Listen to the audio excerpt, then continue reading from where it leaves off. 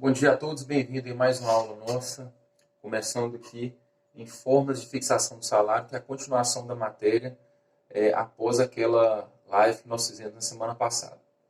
Vamos lá, formas de fixação do salário.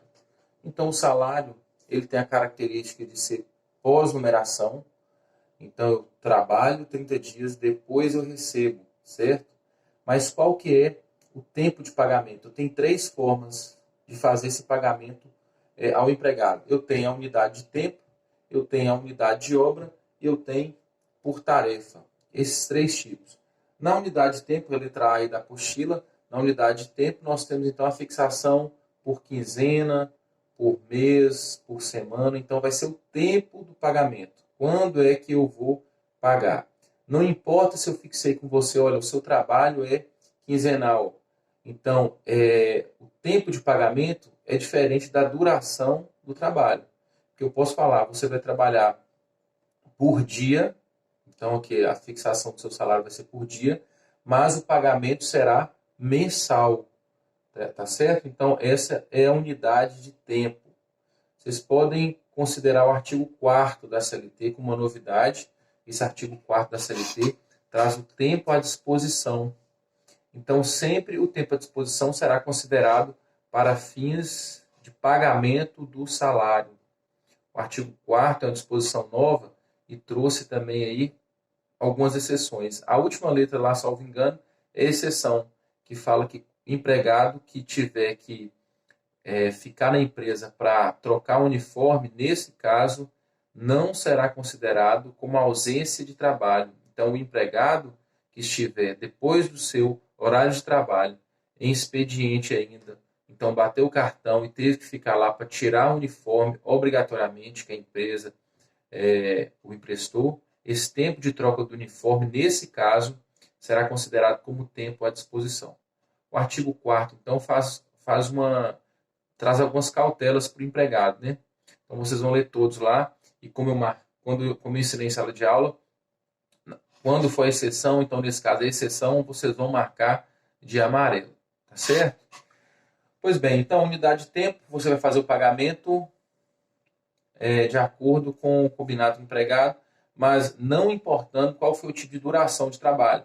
Eu posso ter combinado semanal, quinzenal, e posso falar, mas o tempo do pagamento vai ser mensal. Vou dar exemplo aqui de uma obra. De uma obra você pode combinar a diária, no valor de R$ 200 a diária, pedreiro mais ajudante, e você combinar o tempo do pagamento. Vai ser por dia a sua forma de trabalho, né? Mas o pagamento será mensal, correto? A segunda forma é a unidade de obra. Essa você vai recebendo de acordo com a realização da obra. Então, aqui na apostila eu coloquei, de acordo com a quantidade produzida. Então, eu falei, olha, você recebendo, você trabalhando com a produção de 200 peças por mês, eu te pago o valor de peça R$ 100. Então, aqui não importa qual que é o tempo que você trabalha, mas sim qual que é a sua produção. É a quantidade de produção. Tá certo? Eu coloquei aqui o artigo 235 da CLT como exemplo. E coloquei prejudicial porque leva ao trabalho além de suas forças físicas. Acontece muito, sabe com quem? Com quem trabalha com cana-de-açúcar. Inclusive lá, para quem trabalha com cana-de-açúcar, a estafa é muito maior, porque você ganha por tonelada produzida. Então, o sujeito pensa, a mão de obra já é barata, o sujeito tem condições alimentares, intelectuais, fisiológicas bem pior do que o normal, e ele se expõe, então, a um risco bem maior pelo calor, pelo excesso de calor. Então, ele fica dentro do canavial o dia inteiro para produzir muito.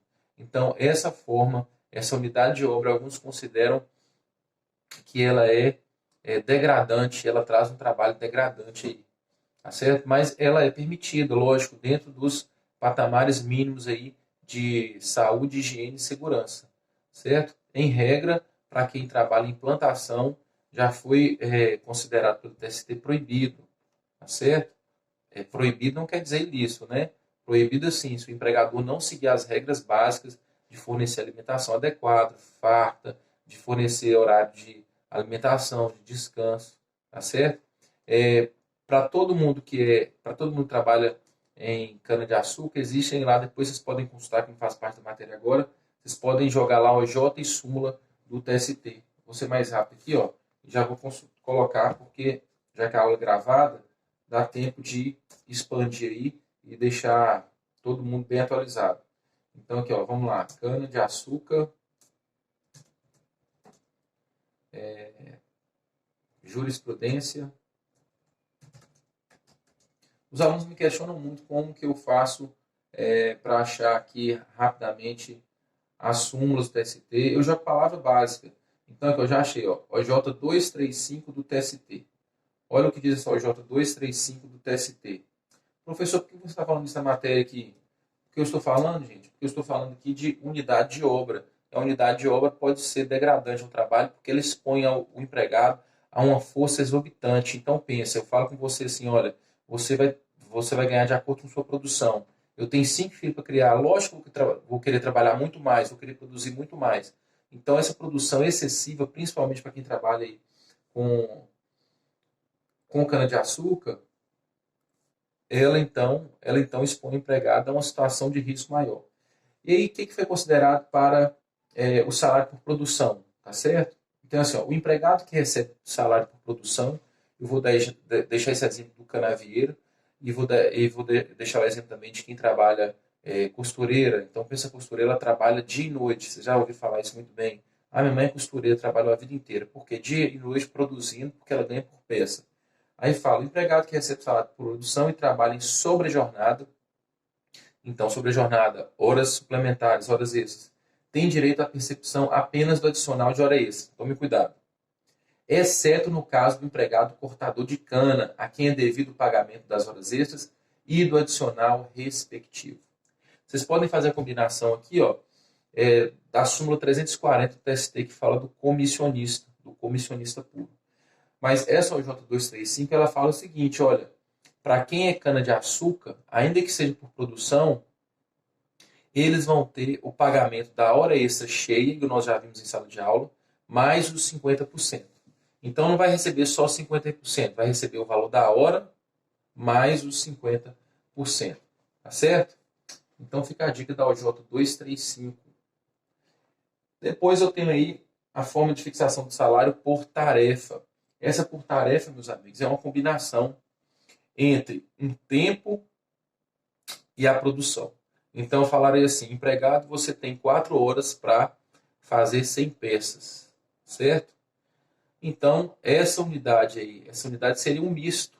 Essa forma seria um misto entre a forma de fixação do salário, unidade de tempo e unidade de obra. Esse aqui então seria por tarefa. Durante determinado tempo você tem que produzir tais peças, certo? É utilizável? É utilizável também. Todas as 3 formas de pagamento são utilizáveis dentro do direito do trabalho. Chama atenção para, por tarefa, eu chamo a atenção para a súmula 149, que fala aí dos tarefeiros. A remuneração das férias do tarefeiro deve ser calculada com base na média da produção do período aquisitivo. Então é o seguinte, para eu ter direito às férias, eu tenho que ter 12 meses de trabalho. Então, qual vai ser a média? Eu vou pegar tudo que eu produzi nesse tempo de 12 meses, vou dividir para eu saber qual foi o valor das minhas férias. Aí eu vou colocar então férias mais um terço. Então, se o tarefeiro entrou dia 7 de abril de 2020, dia 6 de abril do ano que vem, 2021, ele completa 12 meses. As férias dele vão ser em julho. Como é que vai ser o pagamento das férias? Eu tenho que ir lá nos 12 meses, do dia 6 de abril de 2020 até eu tenho que ir do dia 7 de abril, seria hoje, até 6 de abril do ano que vem, quando completam 12 meses, eu vou lá e faço a média do que ele produziu e pago o valor de férias mais um terço no mês em que ele vai tirar essas férias, que seria, no caso, no exemplo, seria em julho. Tá certo? Pois bem, meus amigos, então, forma de fixação do salário, nós tivemos os três são adotados de acordo com a necessidade do empregador. Em regra, o empregado comum, igual eu, você que é trabalhador, nós recebemos por unidade de tempo, que é mensal, o pagamento feito até o 5º dia útil do mês posterior. Pois bem, dentro do título e formas de fixação do salário, o número 139, nós temos salário. O pagamento do salário o salário pode ser pago de forma fixa e de forma variável. De forma fixa que nós já temos aí normal. Eu falo todo mês o seu pagamento será no valor de R$ 3.000 e vai ser por tempo. Então, a cada 30 dias eu faço o pagamento até o 5º dia útil seguinte. Tá bem? Depois eu tenho o variável, que nós já estudamos também. Nós temos então 2 tipos de salário variável, que seria para o comissionista. Então, vocês podem estudar lá a súmula 340, que nós explicamos em sala de aula. E também aqui para quem recebe por produção. Tanto por produção como comissionista, quem recebe por tarefa também, todos esses aí são salários variáveis. Tá certo? Então, por que é variável? Porque eu posso ter vendido muito bem nesse mês, mas no mês seguinte eu posso ter vendido menos. Tudo bem? Depois eu tenho a forma de pagamento. O pagamento vai ser em dinheiro, pode ser considerado então o dinheiro, deixa eu explicar também, tem que ser em moeda nacional e corrente, salvo para quem trabalha no exterior e foi combinado receber de acordo com a moeda de onde trabalha, certo? Vocês podem ler lá, podem consultar, por favor, a lei que não está aqui na apostila, a lei 7.064, vou confirmar, 7.064/82. Lei 7.064/82. Essa lei trata dos trabalhadores contratados ou transferidos para prestar serviços no exterior. Tá certo? É uma lei bem pequena aqui, com 24 artigos, para quem tiver curiosidade, como se aplica, então, no tempo aí, esses contratos de trabalho para os estrangeiros, brasileiros contratados para trabalhar no estrangeiro, tá certo? Então, é a lei 7.064/82. Então, para essas pessoas, há exceções aí. Eu posso receber em moeda estrangeira, se for combinado aí entre empregador e patrão. Entre empregador e empregado, tá certo? Nós temos, então, pagamento em dinheiro, como eu falei. Esse dinheiro tem que ser em moeda nacional, porque quem paga mal paga 2 vezes. E depois disso, eu tenho pagamento em utilidades. Como é que seria o pagamento em utilidade? Todas as vezes que eu falar que o salário do empregado é composto por uma parte em dinheiro e uma parte em utilidade, quer dizer que uma parte eu pago em espécie e a outra parte, o salário de utilidade, ou também chamado salário in natura, esse salário é pago, então, não é pago em dinheiro, é pago em qualquer outra forma útil ao empregado. Só que esse valor do salário de utilidade, ele integra o conjunto remuneratório. Então, vejam só aqui, ó, quando eu expliquei o salário de utilidade, acho que foi na live, né?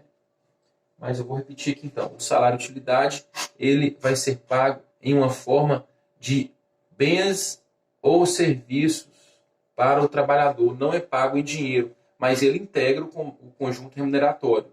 Então vocês vão lembrar lá do pelo e do para, tá certo? Se a utilidade for pelo trabalho, essa utilidade ela vai integrar o salário do empregado. Eu vou fazer vou trazer uma lembrança que foi feita em sala de aula. Se eu sou professor e eu tenho uma conta lá na Baruch, eu tenho o valor lá de R$ 2.000 mensais para eu comprar em roupa, tanto feminina, infantil, masculina. Esse valor vai integrar o meu salário? Vai, porque eu não preciso dessas roupas para eu trabalhar, tá? Então esse valor que eu recebo é pelo trabalho. Mas se o empregado ele é, por exemplo, um vendedor comercial e ele precisa se apresentar de maneira transparente, límpida, de maneira formal para o trabalho, e o empregador paga para ele R$ 1.000 para ele se vestir. Isso é também chamado de verba de representação.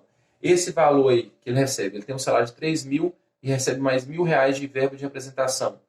Esse salário que ele recebe, essa utilidade que ele recebe, vai ser considerada salário? Não, porque é para o trabalho. Inclusive, essa distinção que eu pedi lá nas nossas aulas, no exercício que eu falei lá sobre fazer o quadro de verbas indenizatórias e verbas salariais.